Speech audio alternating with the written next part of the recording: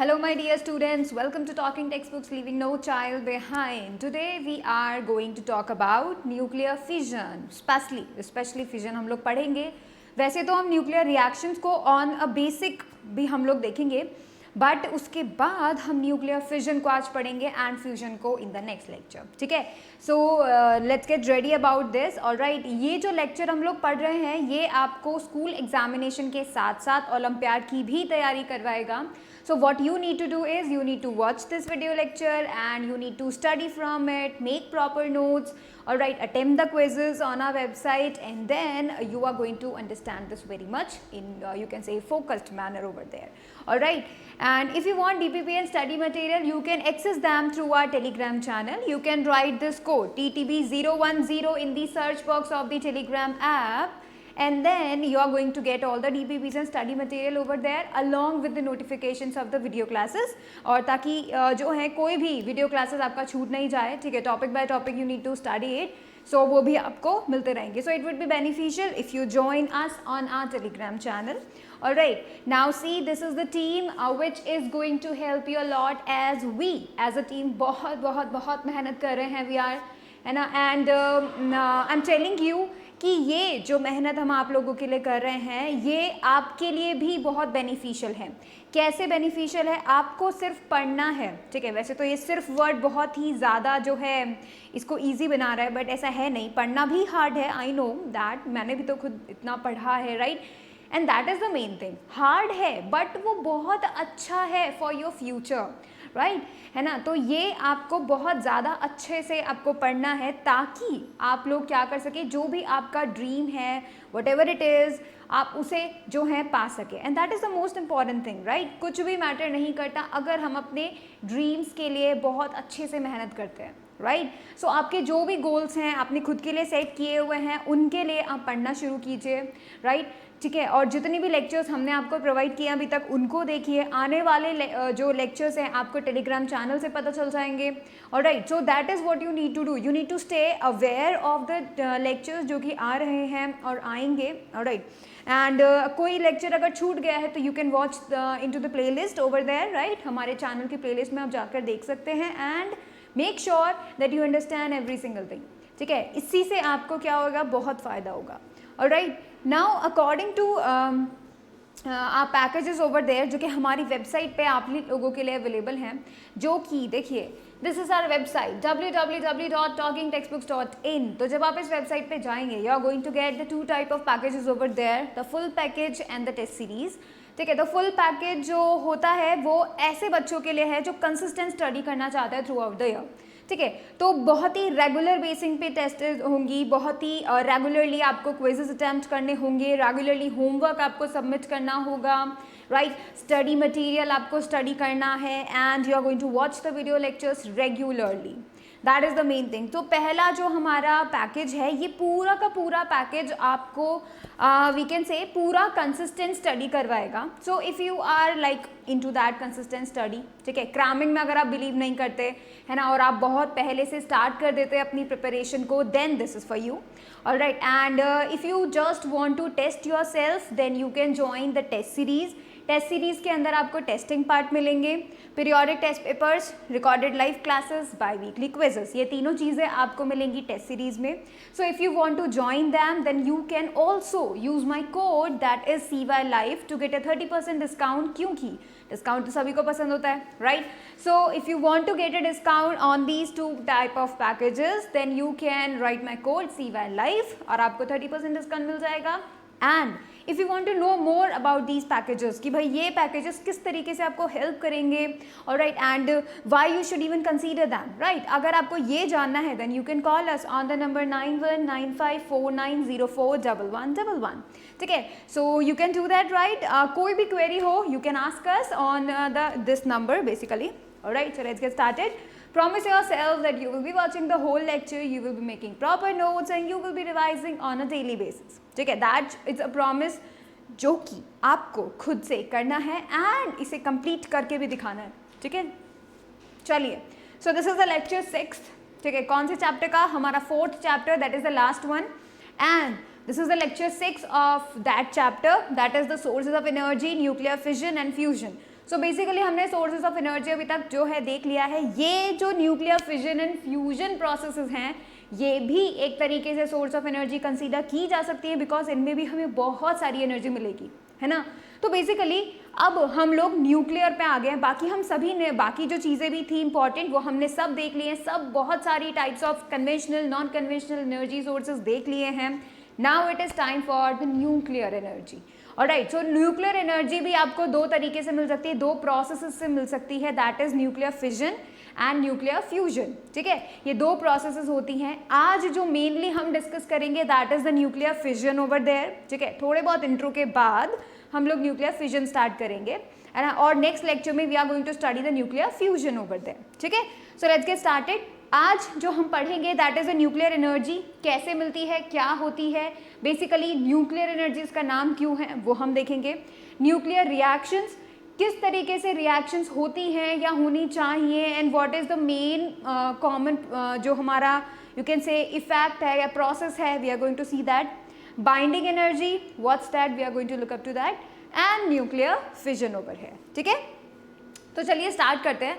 First of all nuclear energy क्या होती है वो देखते हैं। ठीक है, वैसे तो हम बोलते हैं कि बहुत ही थोड़े से यू कैन से फ्यूल से या फिर थोड़े से ही अमाउंट ऑफ फ्यूल से you are going to get large amount of energy over there.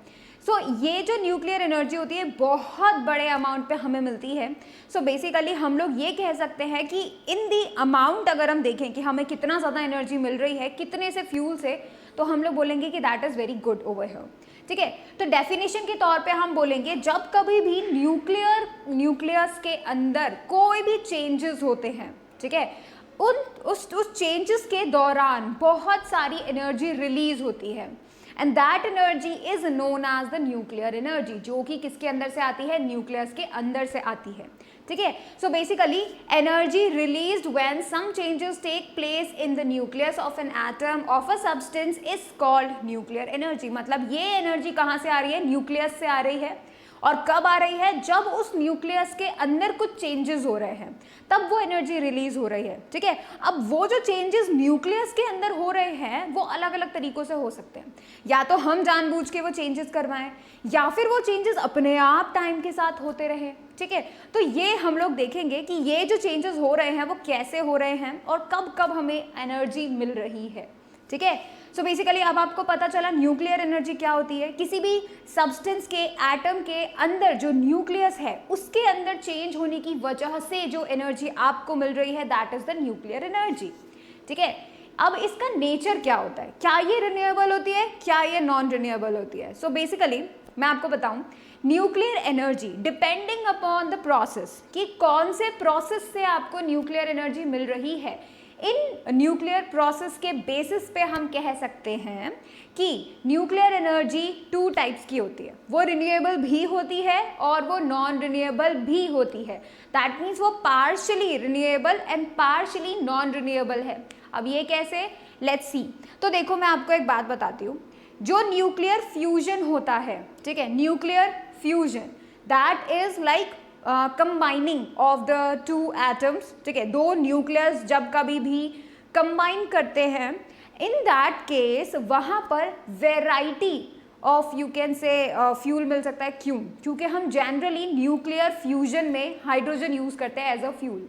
तो हाइड्रोजन के दो एटम जब मिल जाते हैं, ठीक है, फ्यूज हो जाते हैं, तब हमें बहुत सारी एनर्जी मिलती है, and that is the nuclear energy जो कि न्यूक्लियर फ्यूजन से आती है। ठीक है, तब क्या होगा, क्योंकि हमारे एनवायरनमेंट में बहुत सारा हाइड्रोजन है, राइट, तो ये क्योंकि बहुत सारा हाइड्रोजन है, that is why we can say कि अभी रिन्यूएबल है, बिकॉज हमारे पास काफ़ी सारा अमाउंट अवेलेबल है हाइड्रोजन का। सो दिस न्यूक्लियर फ्यूजन, जिस प्रोसेस से हमें एनर्जी मिलती है, अगर हमें न्यूक्लियर फ्यूजन से एनर्जी मिल रही है that means that is a renewable source of energy. ठीक है, लेकिन अगर हमें न्यूक्लियर फिजन से मिल रही है, फिजन मतलब breaking up of the nucleus. ठीक है, तो अगर एक हैवी एलिमेंट का कोई एटम, ठीक है, और उसके अंदर अगर उसका न्यूक्लियस ब्रेक हो जाता है, इन दैट केस भी हमें बहुत सारी एनर्जी मिलती है, और ये जो एनर्जी होती है ये जिस प्रोसेस से हमें मिल रही है, क्योंकि न्यूक्लियर फिजन से मिल रही है, ब्रेकिंग अप से हमें मिल रही है। सो ये जो हैवी एलिमेंट्स होते हैं ये हैवी एलिमेंट्स बहुत ही कम अमाउंट में या फिर you can say limited amount में हमारे नेचर में अवेलेबल है, ठीक है, हमारे अर्थ पे अवेलेबल है काफ़ी कम अमाउंट पे और we can say limited amount, right. तो जैसे ये अमाउंट फिनिश, हम न्यूक्लियर फिजन को फिर नहीं यूज़ कर पाएंगे। एंड दैट इज़ वाई जब कभी भी आपको न्यूक्लियर एनर्जी मिल रही है न्यूक्लियर फिजन से, तब हम बोलेंगे that this is non renewable, और जब कभी भी हमें एनर्जी मिल रही है न्यूक्लियर फ्यूजन से, तब हम बोलेंगे दिस इज रिन्यूएबल, ठीक है। तो ये जो न्यूक्लियर एनर्जी है, ये न्यूक्लियर एनर्जी किसी एक पर्टिकुलर की तरफ नहीं है, ये मतलब पूरी की पूरी रिन्यूएबल और पूरी की पूरी नॉन रिन्यूएबल, ऐसे एक पर्टिकुलर की तरफ नहीं है। This is partially renewable and partially non renewable, ठीक है। अक्सर ऐसा कंफ्यूजन हो जाता है बच्चों को कि न्यूक्लियर एनर्जी रिन्यूएबल है या नॉन रिन्यूएबल, ठीक है। तो ये आपको रिमेंबर करना है that it is both, partially partially, ठीक है। चलिए अब हम आगे चलते हैं और न्यूक्लियर एनर्जी के बारे में सीखते हैं। उसके अंदर सबसे इंपॉर्टेंट चीज़ क्या आता है, बाइंडिंग एनर्जी, क्योंकि ये जो बाइंडिंग एनर्जी होती है एक्चुअली यही एक तरीके से सोर्स है हमें क्या मिलने का, न्यूक्लियर एनर्जी मिलने का। सोर्स नहीं बोल सकते तो we can say this is actually the energy which we are going to get. अब कैसे और क्यों, पहले तो समझते हैं होता क्या है। तो देखो हमें ये बात पता है कि न्यूक्लियस के अंदर, ठीक है, न्यूक्लियस के अंदर कौन कौन होता है, न्यूक्लियस के अंदर होते हैं प्रोटॉन्स और कौन होते हैं, न्यूट्रॉन्स। ये बात हमें पता है, हमें basic structure of the atom पता है, राइट। तो देखिए जो बेसिक स्ट्रक्चर है व्हाट इज दैट, ये देखो ये है एक पूरा सर्कल, ठीक है, let it be its orbit. ये है क्या, एक ऑर्बिट है, मैं वापस से इसे बनाती हूँ। दिस इज द ऑर्बिट जिसके अंदर इलेक्ट्रॉन्स जो हैं पूरे ऐसे रिवॉल्व करते हैं, ठीक है। बहुत सारे ऑर्बिट्स होते हैं और इलेक्ट्रॉन्स उनमें रिवॉल्व करते हैं। अब बीच में यहाँ पे कौन होता है, nucleus. At the centre of the atom, पूरे एटम के सेंटर पे कौन होता है, न्यूक्लियस होता है, ठीक है। और इस न्यूक्लियस के अंदर कौन होता है, प्रोटॉन्स प्लस न्यूट्रॉन्स एग्जिस्ट करते हैं, ठीक है। और प्रोटॉन्स और न्यूट्रॉन्स को मिलाकर जो हम बोलते हैं वो बोलते हैं न्यूक्लियॉन्स, ठीक है। सो बेसिकली जब मैं आपको कभी भी न्यूक्लियॉन बोलूंगी तो इसका मतलब आपको समझ जाना है I am talking about proton plus neutrons, ठीक है।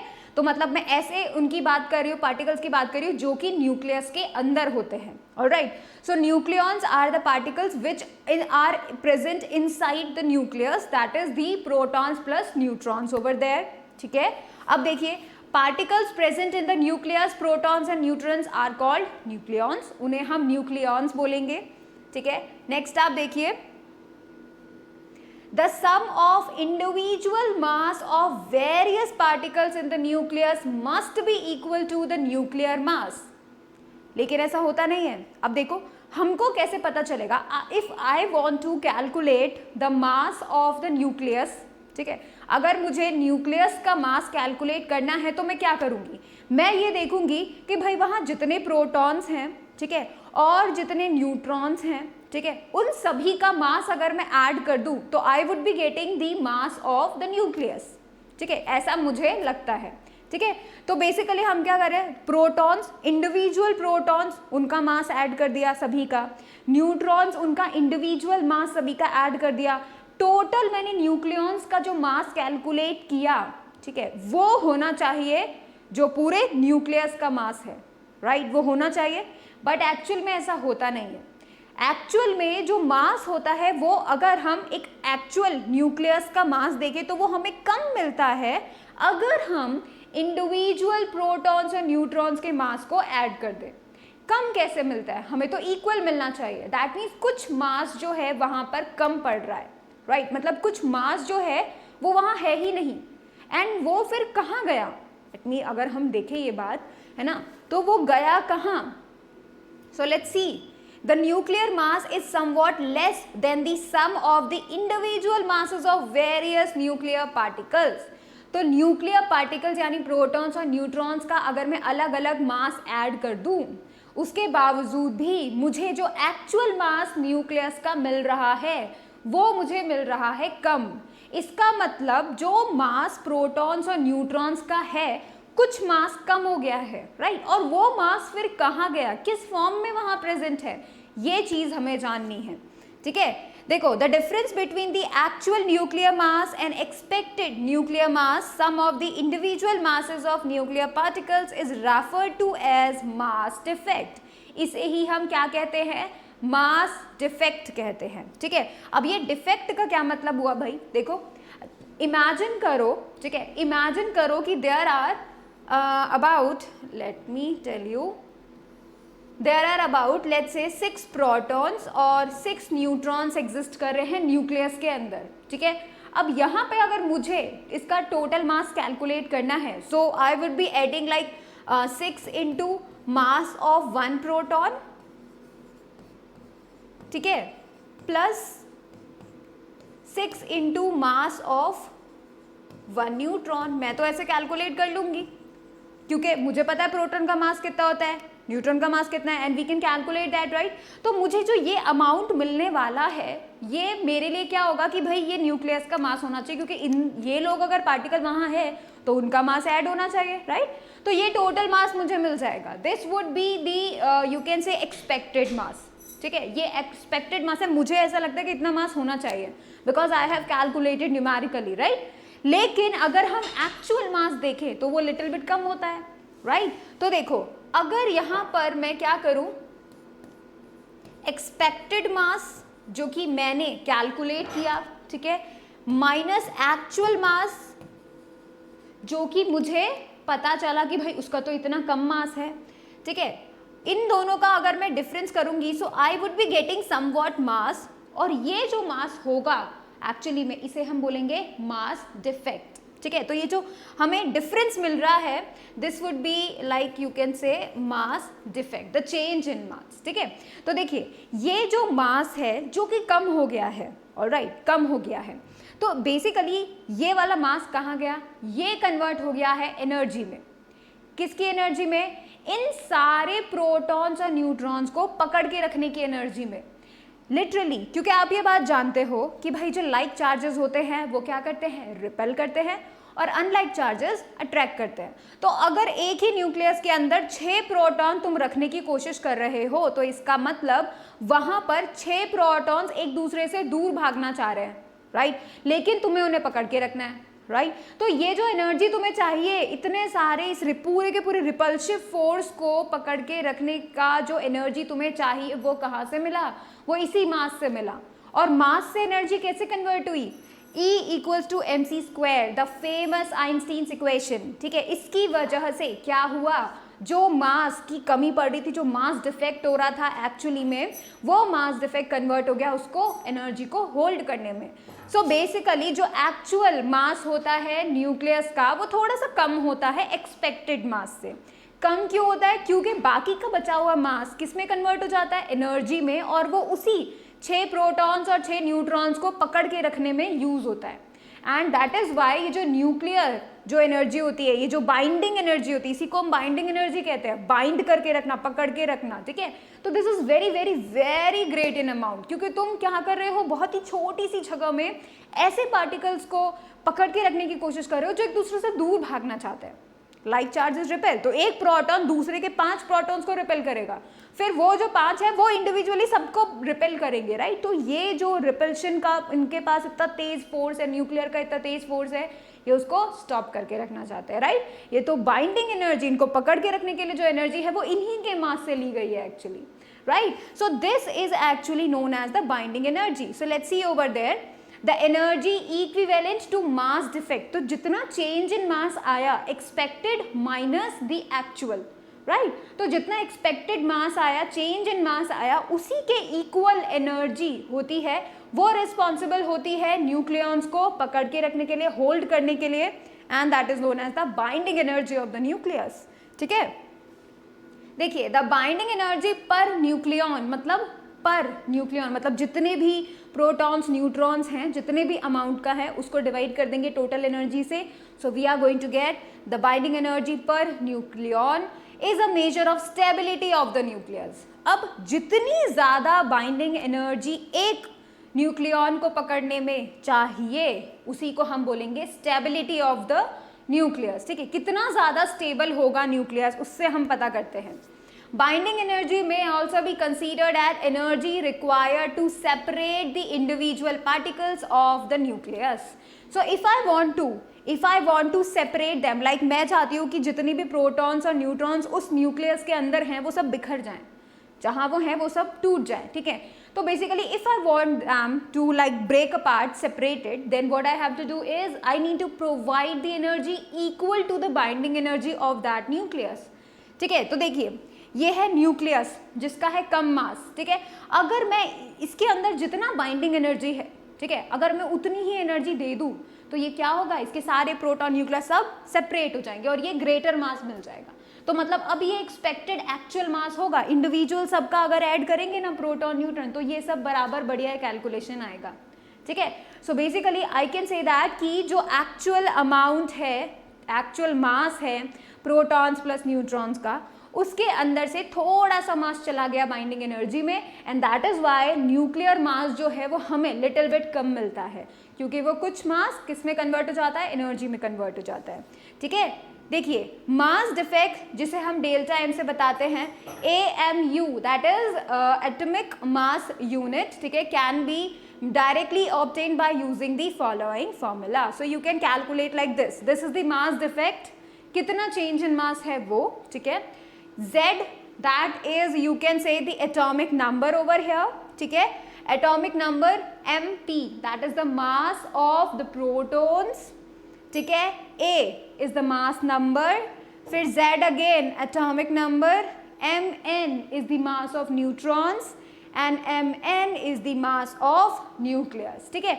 So इस फॉर्मूले से you can calculate the mass defect अगर आपके पास बाकी सारी इंफॉर्मेशन होती है तो, ठीक है. So you can calculate this over there. फटाफट से आप इसे नोट कर लीजिए.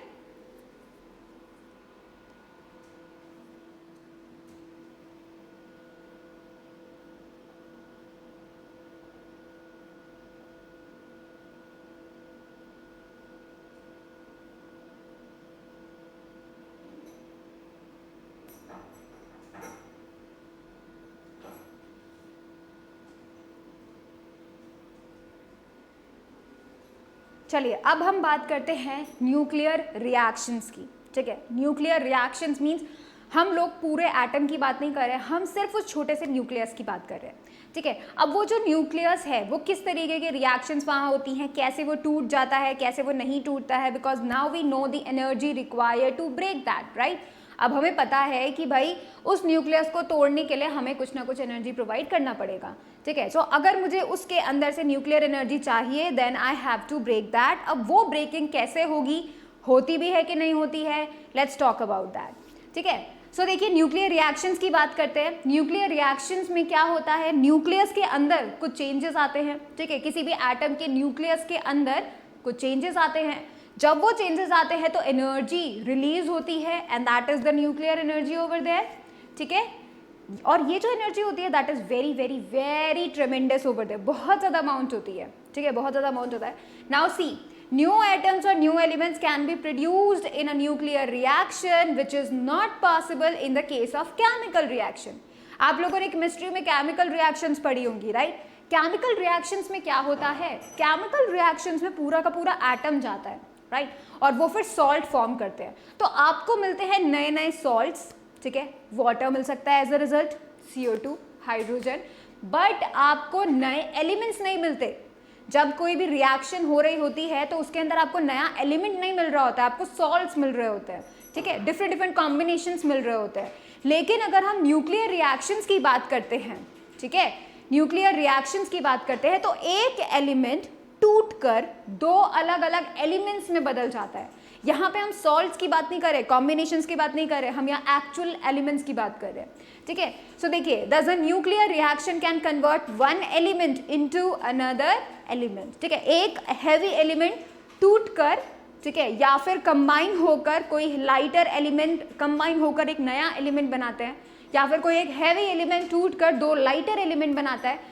ये जो प्रोसेसेस हो रही हैं, एलिमेंट्स जहां फॉर्म हो रहे हैं, that is the nuclear reactions over there, ठीक है. कुछ ऐसी न्यूक्लियर रिएक्शंस होती हैं जो कि नेचर में अपने आप होते रहती है ताकि वो स्टेबिलिटी को ओन कर सके, ठीक है. मतलब जनरली हम लोग इक्विलिब्रियम के बारे में बोलते हैं, राइट? जब तक कोई भी चीज़ हो रही होती है, चलती है, रिएक्शन प्रोसेसेस चलती हैं, जब तक कि स्टेबिलिटी नहीं मिल जाती। स्टेबिलिटी सबको चाहिए होती है, हम लोगों को भी चाहिए होती है, राइट? जॉब में स्टेबिलिटी चाहिए, हम लोग को घर के लिए स्टेबिलिटी चाहिए, right? We want to live at a place, ठीक है? तो ये जो स्टेबिलिटी हमें चाहिए, वैसे ही अदर प्रोडक्ट्स एंड प्रोसेसेस को भी चाहिए होती है। इसी वजह से ये जो न्यूक्लियर रिएक्शंस हैं, ये अपने आप नेचर में होते रहती हैं, ठीक है? ताकि ये खुद को स्टेबल कर सके, मोर स्टेबल कर सके, ठीक है? ये जो प्रोसेस होती है उसे हम कहते हैं रेडियो एक्टिविटी। जब कभी भी नेचर में न्यूक्लियर रिएक्शंस अपने आप होती हैं to obtain the stability, this is known as the radioactivity, ठीक है? चलिए, जो न्यूक्लियर रिएक्शंस होती हैं वो अगर हम आर्टिफिशियली करना चाहें, अब नेचर में अपने आप हो रही है, दैट्स नेचुरल प्रोसेस। हम अगर न्यूक्लियर रिएक्शंस को करवाना चाहें तो we are going to give it little bit of energy over there, ठीक है? तो देखो यहाँ पर हम लोग न्यूक्लियर रिएक्शंस को थोड़ी सी एनर्जी देकर मतलब करवा सकते हैं, ठीक है? हम आर्टिफिशियली भी न्यूक्लियर रिएक्शंस को करवा सकते हैं ताकि हमें बहुत ज़्यादा एनर्जी मिले, लेकिन हम इनपुट कर रहे हैं बहुत ही कम एनर्जी, ठीक है? अब एक और बात आप सुन सकते हैं कि भाई ये जो न्यूक्लियर रिएक्शंस हो रही हैं आर्टिफिशियली, वो एक्चुअली में हो रही हैं न्यूक्लियर पावर प्लांट्स में हो रही हैं, राइट? तो ये पॉसिबल है, ठीक है? आर्टिफिशियली भी न्यूक्लियर रिएक्शंस हम करवा सकते हैं, ठीक है? दो तरीके के रिएक्शंस आपको न्यूक्लियर रिएक्शंस में मिलती है। पहली है न्यूक्लियर फिजन, दूसरा है न्यूक्लियर फ्यूजन, ठीक है? फिजन में क्या होता है मैं आपको वापस से बता दूं, फिजन के अंदर एक हैवी एलिमेंट ब्रेक हो जाता है दो लाइटर एलिमेंट्स में, तो fission is like breaking up, ठीक है? और ये जो ब्रेकिंग प्रोसेस है ये हम इनिशिएट करते हैं, कभी कभी अपने आप भी इनिशिएट हो जाती हैं, एंड ये जो प्रोसेस है this gives out ट्रेमेंडस amount of energy, ठीक है? वहीं पर दूसरा न्यूक्लियर रिएक्शन कौन सा है? फ्यूजन। फ्यूजन मीन्स फ्यूज हो जाना, कंबाइन हो जाना। So we are going to combine two lighter elements and we are going to get one heavier element, ठीक है? सो ये प्रोसेसेस हैं दो न्यूक्लियर रिएक्शंस। अब हम लोग पढ़ते हैं न्यूक्लियर फिजन ओवर देयर, ठीक है? तो फिजन क्या होता है, कैसा होता है? देखो, अगर तुम इजी मैनर में समझना चाहते हो न्यूक्लियर फिजन क्या होता है तो वो ये होता है। देखो, हम न्यूट्रॉन को भेजते हैं, सो this is the black one, जो बड़ा ब्लैक कलर का आपको जो मिल रहा है, ये जो पूरा का पूरा that is a heavy element. Blue colour का छोटा सा पार्टिकल आता है दैट इज द न्यूट्रॉन। जैसे वो उसको स्ट्राइक करता है तो बड़ा वाला जो हैवी एलिमेंट है वो दो उसमें ब्रेक हो जाता है। Now you are going to get two lighter elements. This is known as the process nuclear fission, ठीक है? जैसे आप यहाँ देखो, न्यूट्रॉन आ रहा है, this is are element, heavy element, ठीक है? अब ये हैवी एलिमेंट ब्रेक हो जाएगा टू लाइटर में and you are also going to get the 3 neutrons over there, ठीक है? तो it depends on the process, ठीक है? प्रोसेस पे डिपेंड करता है।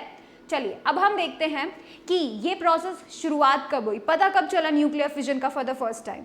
सो 1939 के अंदर 2 जर्मन साइंटिस्ट थे, ऑटो हान एंड फ्रिट्ज स्ट्रासमान। इन्होंने क्या किया, इन्होंने यूरेनियम जो एलिमेंट है, यूरेनियम के ऊपर न्यूट्रॉन्स को बॉम्बार्ड किया, ठीक है? जब न्यूट्रॉन्स उससे जाके टकराया, so they carefully studied about the product, the result इन्हें मिले, उनको इन्होंने बहुत ही अच्छे तरीके से स्टडी किया। तब उन्हें पता चला कि एक जो प्रोडक्ट है वो क्या है, बेरियम का आइसोटोप है, ठीक है? उन्हें ये पता चला कि भाई एक जो प्रोडक्ट उन्हें मिला है वो बैरियम का आइसोटोप है और वो बीटा रेज को एमिट करता है, नेगेटिव पार्टिकल्स को एमिट करता है, बीटा रेज को एमिट करता है, और उसकी हाफ लाइफ सिर्फ 86 मिनट्स की थी, ठीक है? ये जो है, जो भी इनको प्रोडक्ट मिला उसके जो भी प्रॉपर्टीज थे, कैरेक्टरिस्टिक्स थे, उनको स्टडी किया और तब उन्हें पता चला कि उन्हें 139 बैरियम का जो है मिला, उन्हें नया element by this reaction over there. Second जो उनको प्रोडक्ट मिला that was isotope of lanthanum, that is 140 La, ठीक है? जो कि जिसका जो हाफ लाइफ है वो 40 आवर्स था, ऑलराइट? तो यहाँ पे उन्होंने क्या किया, उन्होंने यूरेनियम के ऊपर न्यूट्रॉन को भेजा, उसके बाद उन्होंने उनको जो प्रोडक्ट्स मिले उनको स्टडी किया। एक तो उन्हें बैरियम का आइसोटोप मिला, एक उन्हें लेंथेनम का आइसोटोप मिला। सो दे स्टडीड अबाउट इट कि भाई ऐसा क्या हुआ, ये दो एलिमेंट्स में कैसे चेंज हो गए।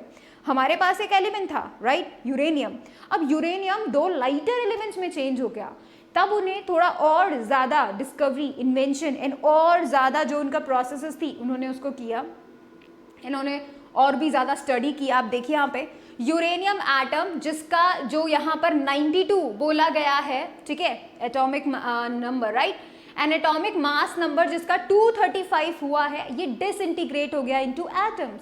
अब वो जो दो एटम्स मिले, अलग अलग जो दो एटम्स मिले, वो कौन कौन से थे? वो हमें मिले एटॉमिक नंबर 56 और atomic mass number 139, this is barium. And जो सेकेंड प्रोडक्ट हमें मिला that is atomic number 57 and atomic mass number 140, that is lanthanum. So ये दो प्रोडक्ट उनको मिले वहां पर, ठीक है। इसके अलावा अगर उन्होंने जब चेक किया व्हाट इज दैट, तो इन्होंने देखा कि ये जो प्रोडक्ट मिला, मतलब जो रिजल्ट उन्हें मिला बेरियम का, लेंथेनम के जो आइसोटोप्स जो इन्हें मिले, उन्होंने इसका मास कैलकुलेट किया। कैलकुलेट करने पे ये देखिए 139 है ना atomic mass number and 140 atomic mass number, इनको ऐड किया तो 279 यू मिला, यूनिफाइड एटॉमिक मास यूनिट, ठीक है। तो ये जो है यहाँ पर उनको मिला कितना, 279 यू, राइट। इन्होंने देखा कि एक्चुअल में यूरेनियम का जो एटॉमिक मास नंबर था ये तो उससे ज्यादा है, ये तो उससे ज्यादा है, right. This is more than the mass of uranium nucleus and therefore only one of the two products would be produced in a given reaction. ये ज्यादा था, इसी वजह से इन्होंने सोचा कि भाई देखा कि one of the two products वहां पर बनने चाहिए, राइट, यही वहां पर हमें मतलब प्रोड्यूस होने चाहिए। दूसरा प्रोडक्ट था वो भी एटॉमिक स्पीशीज ही होगा, डेफिनेटली एलिमेंट ही हमें मिलेगा, लेकिन एटॉमिक नंबर कम से कम उसका 36 होना चाहिए था, राइट। एटॉमिक मास जिसका किसका atomic number should be like 36 and atomic mass should be of 100 you होना चाहिए था, right? So basically they got to know about this defect in the masses of the products and the you can say initial process, initial amount जो हमने रखा है, reactant जो हमने रखा है, right? हान और स्ट्रासमान ने ये बिल्कुल उन्हें पता चला कि जो एक्टिव आइसोटोप, मतलब उन्होंने इसी प्रोसेस के थ्रू जो एक्टिव आइसोटोप्स थे अलग अलग एलिमेंट्स के, जैसे कि स्ट्रॉन्शियम एंड यट्रियम, इनके इन्होंने आइसोटोप्स निकाले, एक्टिव आइसोटोप्स इन्होंने फाइंड आउट किए उधर, राइट। सिंपल लैंग्वेज में अगर हम बोले तो कभी भी हैवी एलिमेंट्स जब दो लाइटर एलिमेंट्स में टूट जाता है, this process is known as the nuclear fission over there. तो इन्होंने देखा कि हैवी यूरेनियम एटम्स दो लाइटर एटम्स में टूट गए, ठीक है, उनका रेंज डिफरेंट डिफरेंट हो सकता है, ठीक है। इट्स नॉट इंपॉर्टेंट तुम्हें 139 बैरियम ही मिले, ठीक है, it's not important, you are going to get little bit of different elements also, जिनका हो सकता है इनका अलग अलग आइसोटोप्स आपको मिले, राइट। तो ये जो है that is name as the nuclear fission over here, ठीक है। चलिए अब हम देखते हैं फिजन के प्रोडक्ट्स, जो प्रोडक्ट हमें मिल रहे हैं वो क्या है, कैसे हैं, लेट्स सी अबाउट दैट। तो देखिए यूरेनियम के जो हमने जब देखा तो उसका प्रोडक्ट हमें क्या मिल रहा है, दो ऐसे एलिमेंट्स मिल रहे हैं जिनके मास नंबर कैसे कैसे हो सकते हैं, वो 72 से लेकर 158 तक के बीच के मास नंबर के सभी एलिमेंट्स आपको वहां मिल सकते हैं, ठीक है। So it depends on the process over there, ठीक है, इतने मास नंबर का रेंज वहां पे मिल रहा है, तो you are going to get different types of you can say elements over there, ठीक है। न्यूक्लियस जो कि डिफरेंट मास नंबर्स के होते हैं वो यूरेनियम के फिजन से प्रोड्यूस किए जा सकते हैं। तो मतलब ऐसा है कि आप यूरेनियम का फिजन करवाकर different types of elements and their isotopes आप ऑब्टेन कर सकते हैं, ठीक है। तो there is a range in which you are going to get the products of the fission process, ठीक है। अगर आप 235U92 का फिजन करवाते हो तो आपको दो ग्रुप्स ऑफ न्यूक्लियाई मिलेंगे, you always going to get 2 groups. अब ये जो ग्रुप्स है इनका भी रेंज अलग अलग है। पहला जो ग्रुप है वो लाइट ग्रुप होगा, मतलब लाइटर एलिमेंट्स आपको उसमें मिलने वाले हैं, ठीक है, जिनका एटॉमिक मास नंबर जो है 85 से 104 यू तक आपको मिलेगा, ठीक है।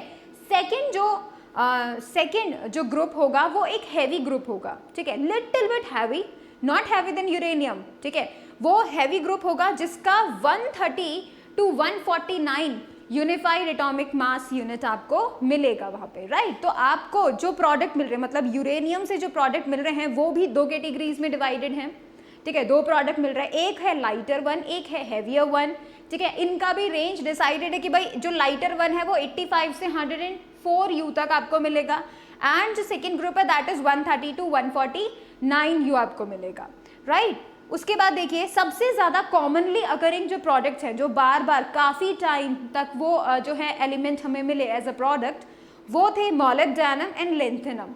ये हमको मोस्ट कॉमनली प्रोडक्ट वहाँ पर मिलते हैं जब हम यूरेनियम का फिजन प्रोसेस करवाते हैं, ठीक है। अब यहाँ पर जो है कुछ कैटेगरीज में डिवाइड किया। अब ये जो प्रोसेसेस हो रही हैं, अलग अलग प्रोसेसेस हो रही हैं, राइट। तो वहाँ पे प्रॉम्प्ट और डिलेड, हमने दो तरीके की प्रोसेसेस को ऑब्जर्व किया और अब जितनी भी प्रोसेस हो रही हैं उनको दो कैटेगरीज में डिवाइड किया।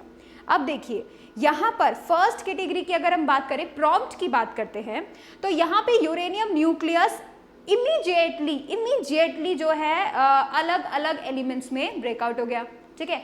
आप नॉट दैट न्यूट्रॉन, राइट। अगर आप न्यूट्रॉन को क्या करते हैं, यूरेनियम के ऊपर बॉम्बार्ड करते हैं तो यूरेनियम इमीडिएटली ब्रेकआउट हो जाता है।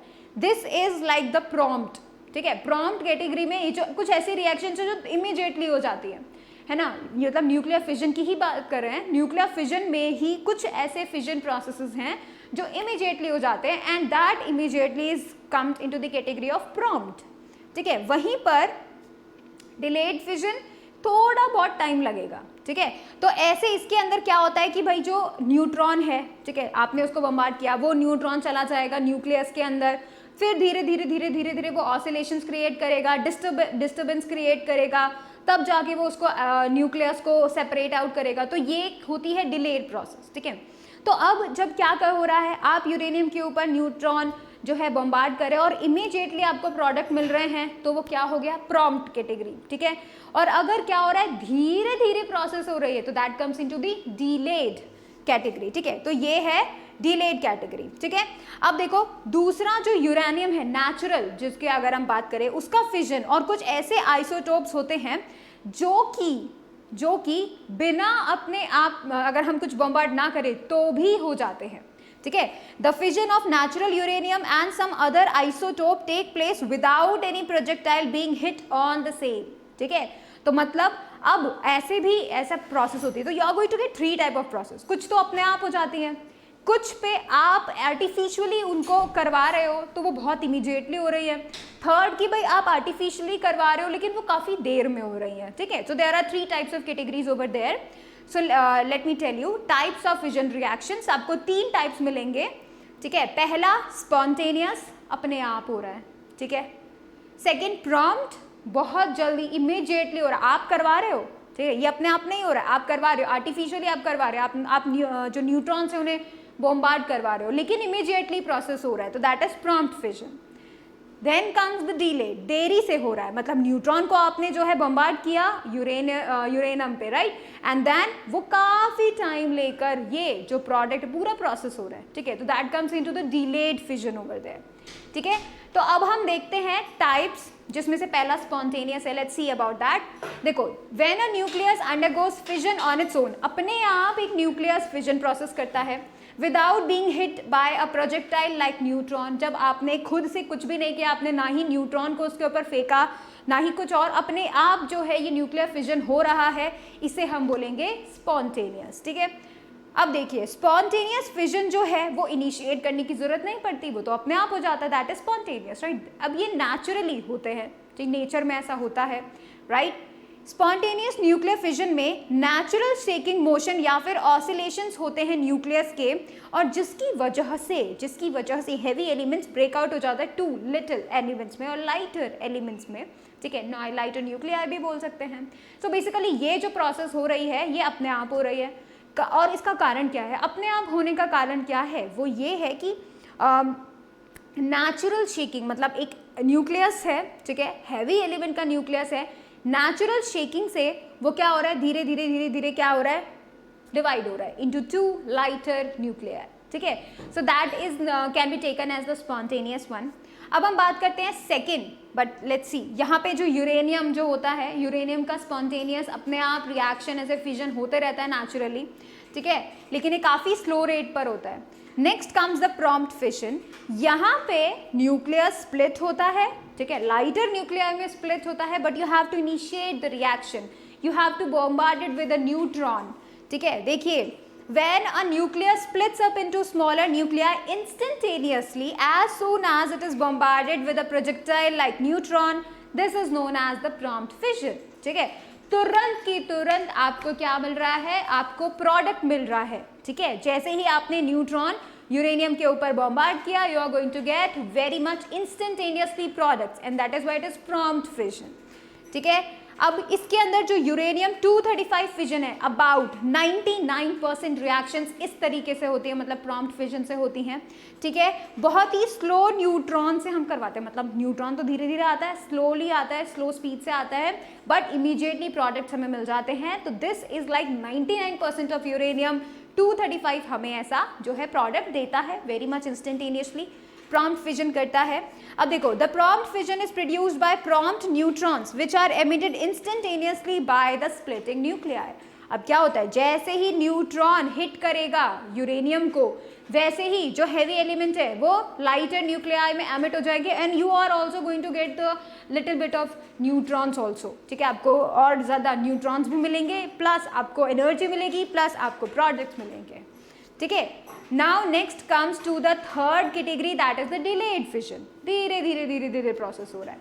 ठीक है, अब ये प्रोसेस कैसे हो रहा है देखते हैं. When a projectile like neutron enters a nucleus, वो क्या करता है, न्यूट्रॉन जो है एक न्यूक्लियस के अंदर जाता है, कॉजेज एन इंस्टेबिलिटी. अब वहाँ पे वो इंस्टेबिलिटी क्रिएट कर देता है which leads to fission of the nucleus, और जिसकी वजह से वो पूरा का पूरा न्यूक्लियस टूट जाता है. ठीक है, for after a short while, definitely थोड़ा टाइम लेगा, डिलेड होगा, इसीलिए इसे डिलेड फिजन कहा गया है. ठीक है, एक अब देखो 99% प्रॉम्प्ट से हो रहा था, राइट, प्रॉम्प्ट फिजन हो रहा था. 1% ऑफ यूरेनियम 235 फिजन होता है किससे, डिलेड फिजन से. ठीक है, ये डिलेड फिजन से होता है. Delayed fission is caused by delayed neutrons, delayed neutrons की वजह से होते हैं, जो कि स्लोली एमिट हो जाते हैं बाय द स्प्लिटिंग न्यूक्लियाई. ठीक है, different amount of energies are required to produce fission from one isotope to the another. अगर अब आप पे डिपेंड करता है कि आप कितनी अमाउंट ऑफ एनर्जी जो है दे रहे हैं या फिर रिक्वायर हो रही है उस प्रोसेस को करवाने के लिए, बिकॉज आप न्यूट्रॉन को बॉम्बार्ड कर रहे हैं, so you are giving a little bit of energy over there. तो ये जितनी आप एनर्जी दे रहे हो उस पर डिपेंड करता है अलग अलग आइसोटोप्स कि भाई किस तरीके के प्रोडक्ट्स आपको मिल रहे हैं. ठीक है, अब यहाँ पे क्या हो रहा है, जो आप भेज रहे हैं न्यूट्रॉन, उसकी भी एक मिनिमम एनर्जी होनी चाहिए जिसे हम थ्रेशोल्ड एनर्जी बोलेंगे. ठीक है, अगर उससे कम एनर्जी आपने दे दी, ठीक है, मतलब आप न्यूट्रॉन को भेज रहे हो, न्यूट्रॉन के पास कम से कम एक ऐसा लेवल ऑफ एनर्जी होना चाहिए, अगर उससे कम एनर्जी अगर आप देते हो तो फिर ये फिजन प्रोसेस नहीं होगा. तो मिनिमम कुछ एनर्जी न्यूट्रॉन के पास होना चाहिए, तभी तो वो जाएगा, राइट, एंड देन वो हिट करेगा एंड देन ये जो फ्यूजन प्रोसेस वो होगी. ठीक है, अब देखिए, fission of nuclei is often accompanied by emission of neutron that cause further fission. अब यहाँ पे अगर न्यूक्लियाई का फिजन हो गया, मतलब अब एक हैवी एलिमेंट दो प्रोडक्ट्स में बट गया है, टूट चुका है, राइट. जब वो टूट गया तो इस दौरान भी बहुत सारे न्यूट्रॉन्स एमिट होते हैं and this process is can take on to you can say chain बन सकती है इन सभी की, राइट. तो ये प्रोसेस तभी होगा जब एक्स्ट्रा न्यूट्रॉन्स भी वहाँ पर एमिट होंगे. ठीक है, now see fission of uranium accompanied by 2 और 3 न्यूट्रॉन्स पर फिजन. ठीक है, अगर आप एक फिजन में 2 से 3 जो है यूरेनियम जो है वो मिल सकता है, सॉरी 2 से 3 न्यूट्रॉन्स वहाँ पे प्रेजेंट हो सकते हैं, ऐसे एमिट हो सकते हैं. ठीक है, ऐसे न्यूट्रॉन्स की जो एनर्जी है वो अलग अलग रेंज में होती है, राइट. अब क्योंकि डिफरेंट एनर्जीज के लिए डिफरेंट आइसोटोप्स आपको मिलने वाले हैं, so it had a wide range over there. ठीक है, जो कि energy generally electron volt and mega electron volt पे हम देखते हैं. जैसे 1 इलेक्ट्रॉन वोल्ट की एनर्जी होती है 1.6 × 10⁻⁻19 joules and MeV, that is mega electron volt, that is 1.6 × 10⁻⁻13 joules. तो आप इन दोनों वैल्यूज को पक्का याद करें, क्योंकि न्यूक्लियर रिएक्शंस में जो एनर्जीज जनरली यूज होती हैं वो हमें इस तरीके से एक्सप्रेस करते हैं हम लोग. ऑलराइट,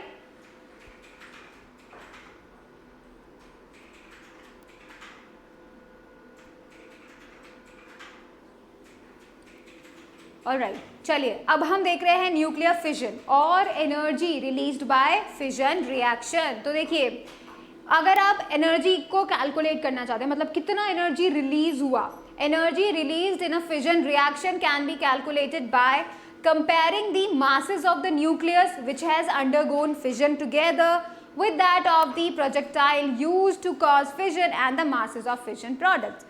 So basically आपका प्रोडक्ट यानी कि यूरेनियम जो कि फिजन प्रोसेस के दौरान गुजरना है जिसे, राइट, न्यूट्रॉन, ठीक है, इन दोनों का mass, and you can calculate the product का मास, जो भी प्रोडक्ट आपको मिल रहा है उसका मास आप कैलकुलेट कीजिए, ठीक है, इन दोनों के बीच का difference would be the energy released over there, you can calculate that also, ठीक है।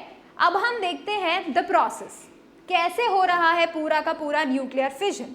तो न्यूक्लियर फिजन का जो प्रोसेस है उसका एक बहुत ही अच्छा सा नाम है जिसका नाम है लिक्विड ड्रॉप मॉडल, ठीक है, लिक्विड ड्रॉप मॉडल, ठीक है। लिक्विड ड्रॉप मॉडल से आपको समझाया जाएगा कि भाई ये न्यूक्लियर फिजन क्या है, कैसा प्रोसेस है, ठीक है। अब देखिए इसको एक्सप्लेन किया था, फिजन को बताने के लिए लिक्विड ड्रॉप मॉडल को लाया गया, और ये जो लिक्विड ड्रॉप मॉडल है वो Jakob Frenkel, Niels Bohr and John Wheeler के थ्रू लाया गया। इन लोगों ने बताया था कि भाई न्यूक्लियर फिजन सिंपली इस तरीके से न्यूक्लियर लिक्विड ड्रॉप मॉडल वो लेकर आए और लोगों को समझाया कि न्यूक्लियर फिजन इस प्रोसेस से होता है, ठीक है। Let's see what is that. According to liquid drop model of the nucleus, it is said that just the same way that a drop of water might become unstable if another small drop hits it, the uranium nucleus become unstable and breaks up when hits by a neutron. क्या होता है कि एक पानी की बूंद है, ठीक है, पानी की बूंद जो अपने आप में स्टेबल थी, अभी तक वो स्टेबल थी, पर जैसे ही इसके ऊपर दूसरी पानी की बूंद आती है वो अनस्टेबल हो जाती है, ठीक है, और ब्रेक अप हो जाती है। सिमिलरली उसी मैनर में यूरेनियम है, जैसे ही न्यूट्रॉन उसके ऊपर हिट करता है बिल्कुल उसी पानी की बूंद की तरह वो स्प्लिट हो जाता है, यूरेनियम स्प्लिट हो जाता है, and that is how they explained it.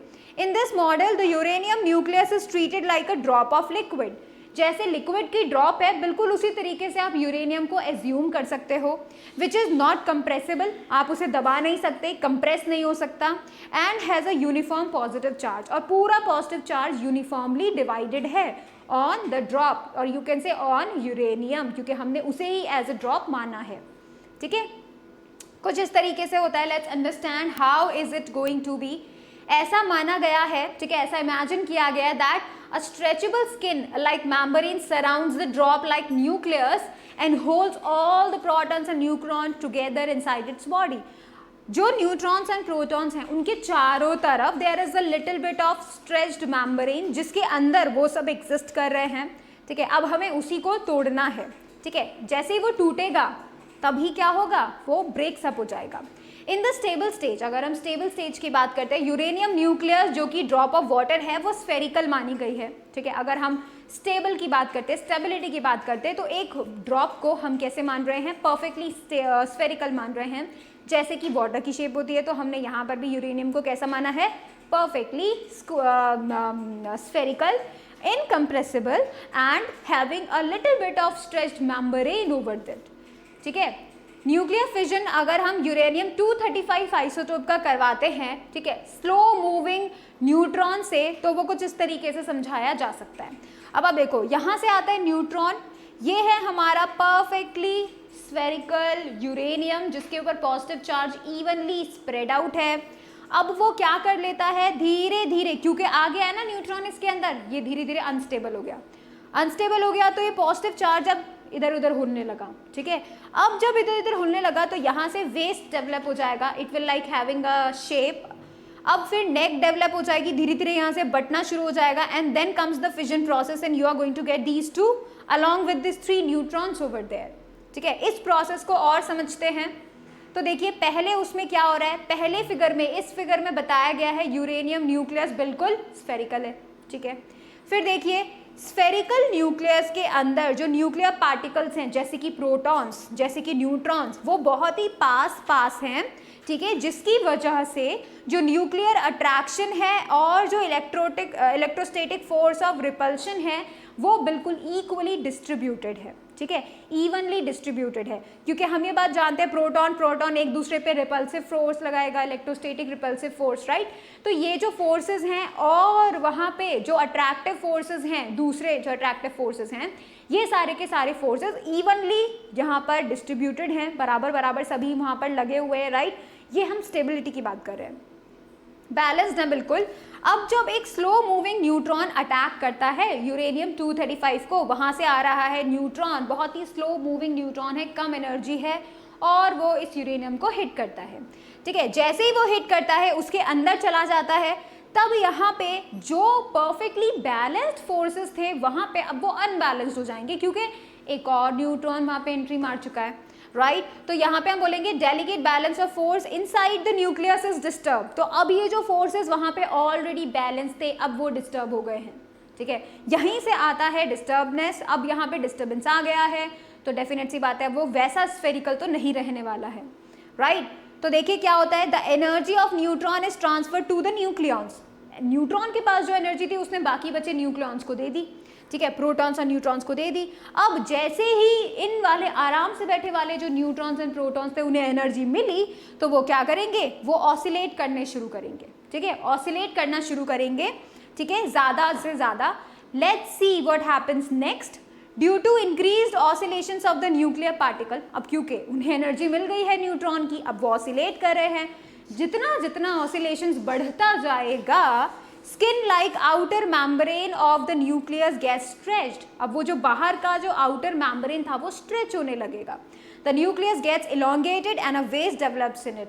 Nucleus elongated हो जाएगा और एक वेस्ट यहाँ पे डेवलप हो जाएगा, ठीक है। अब देखिए, when the nucleus gets elongated, जब वो पूरा फैल गया है, elongated हो गया है, ठीक है, then distance between nuclear particles, protons and neutrons increases। ज़्यादा स्पेस मिल गई है तो प्रोटॉन्स और न्यूट्रॉन्स के बीच का डिस्टेंसेस भी बढ़ जाते हैं, वो दूर दूर हो जाते हैं, ठीक है, जस्ट लाइक दिस। अब ये दूर दूर हो गए हैं काफ़ी ज़्यादा, ठीक है। This increased inter particle distance weakens the nuclear force of attraction so that the electrostatic force of repulsion becomes more dominant. अब यहाँ पे ज़्यादा जगह मिल गई है, राइट, ज़्यादा स्पेस मिल गई है न्यूट्रॉन्स और प्रोटॉन्स को, तो यहाँ पे जो रिपल्शन वाला जो फोर्स है, प्रोटॉन प्रोटॉन के बीच का रिपल्शन वाला फोर्स है, वो फोर्स बहुत ज़्यादा डोमिनेट हो जाएगा, राइट। और इसकी वजह से यहाँ पे अब एक नेक डेवलप हो जाएगी, right. Now see how this happens. Due to increased repulsion between the protons, a neck develops in the nucleus as shown। यहाँ पर एक neck develop हो जाएगी, क्यों, क्योंकि अब यहाँ पे क्या हो रहा है, डोमिनेंट कौन सा फोर्स हो गया है, इलेक्ट्रोस्टैटिक का रिपल्शन फोर्स यहाँ पे डोमिनेंट हो गया है, ठीक है। The formation of neck decreases the nuclear force further. अब ये और ज़्यादा डिक्रीज कर देगा, न्यूक्लियर का जो अट्रैक्शन वहाँ पे था उसको और ज़्यादा डिक्रीज कर देगा, ठीक है। यहाँ पे रिपल्शन और ज़्यादा बढ़ जा रहा है ultimately, and that is why they breaks up. अब वो ब्रेक हो जाएगी, काफ़ी ज़्यादा हद से ज़्यादा बढ़ गया है, अब वो ब्रेक हो जाएंगे। एंड यूरेनियम 235 अब टूट चुका है दो स्मॉलर न्यूक्लियाई में, यानी barium 139 and krypton 94, along with the emission of 3 neutrons. किसके साथ साथ, इन 3 न्यूट्रॉन्स के साथ साथ ये भी जो हैं बन गए हैं। सो अब आपको समझ में आया किस तरीके से न्यूक्लियर फिजन प्रोसेस चलती है, ठीक है, किस तरीके से लिक्विड ड्रॉप मॉडल पूरे प्रोसेस को एक्सप्लेन करता है कि भाई किस तरीके से product formation and the extra 3 neutrons आपको मिलेंगे, राइट। अब हम देखते हैं चेन रिएक्शन। चेन रिएक्शन कैसे हो रही है, ठीक है। अब देखो, ये है न्यूट्रॉन, यूरेनियम, क्रिप्टन में चेंज हो गया, बैरियम में चेंज हो गए और 3 न्यूट्रॉन्स मिल गए। अब यही न्यूट्रॉन अगर दूसरे एटम पर चले जाएं, यूरेनियम के दूसरे एटम पर चले जाएं, तो ये और ज़्यादा रिएक्शन वापस से क्रिप्टन बैरियम को बना सकते हैं, 3 और न्यूट्रॉन्स बना सकते हैं, राइट। ये अब दूसरा वाला जो न्यूट्रॉन है वो यूरेनियम पे जैसे ही स्ट्राइक करता है, वैसे ही क्रिप्टन एंड बैरियम दोनों जो हैं वो डिस्ट्रीब्यूट हो जाएंगे, राइट। यूरेनियम अब टूट जाएगा उनमें, again you are going to get the 3 neutrons over here. So ये एक चेन रिएक्शन बनते जाती है। एक बार अगर न्यूट्रॉन यूरेनियम पे चला जाए, because we all know single atom तो एग्जिस्ट नहीं करता, राइट, एटम्स तो बहुत सारे एग्जिस्ट करते हैं। So small amount of uranium के अंदर भी बहुत सारे एटम्स हैं, ठीक है।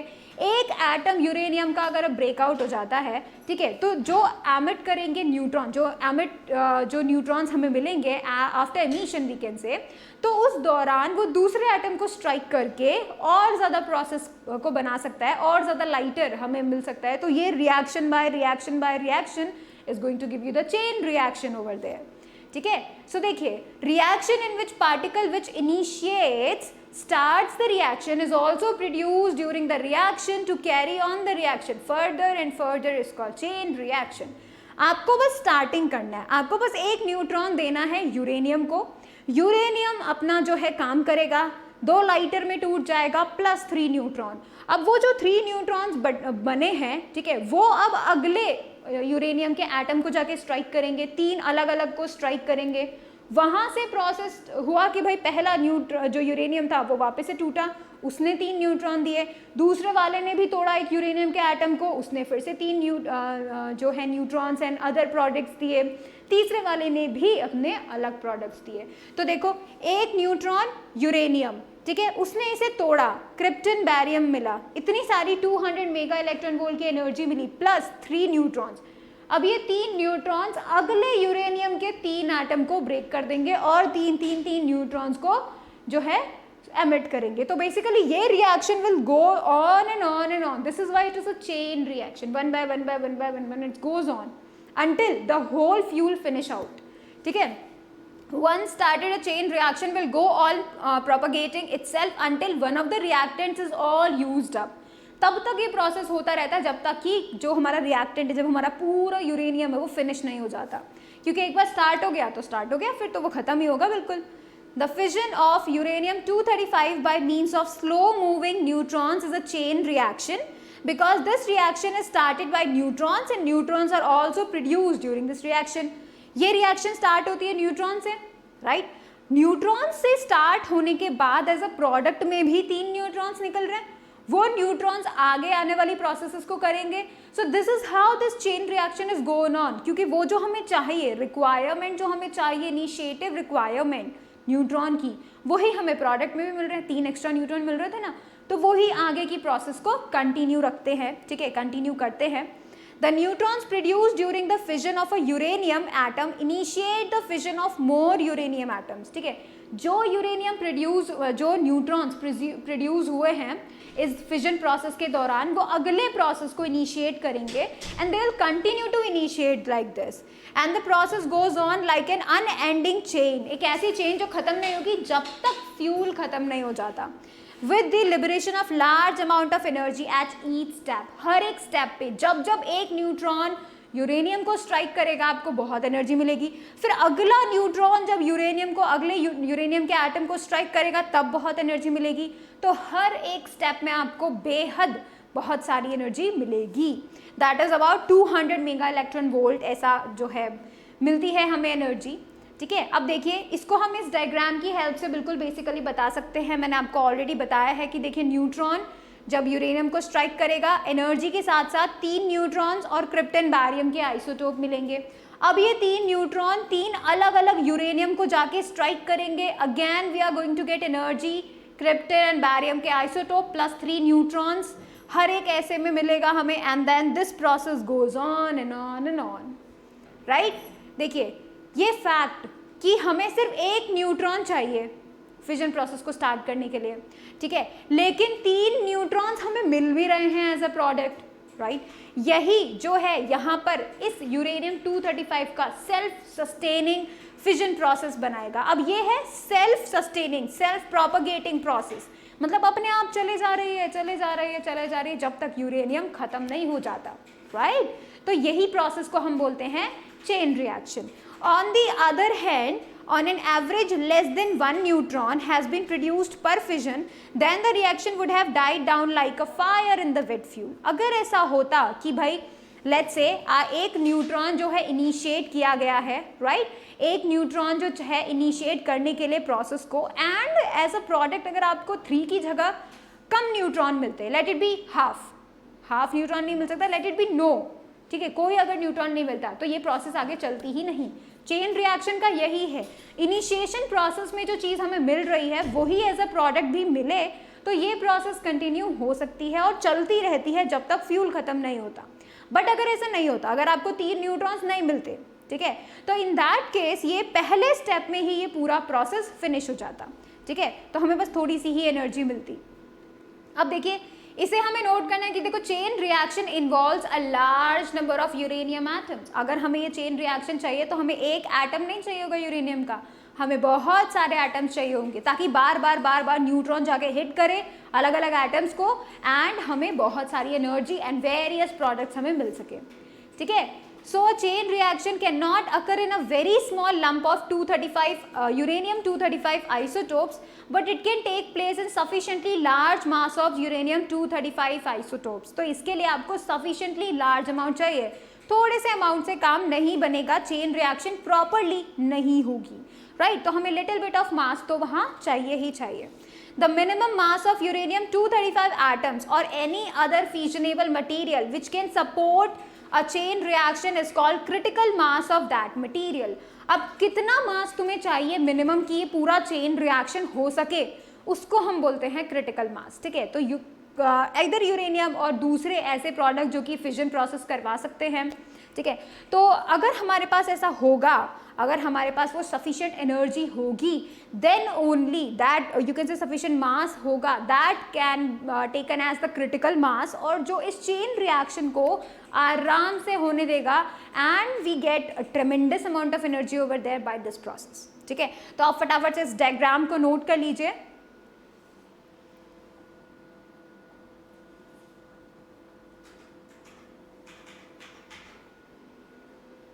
ऑलराइट, सो ये था पूरा का पूरा nuclear fission process and in the next lecture we are going to talk about nuclear fusion along with the sun's energy. Sun के पास एनर्जी कहाँ से आई ये भी हम लोग डिस्कस करेंगे इन द नेक्स्ट लेक्चर।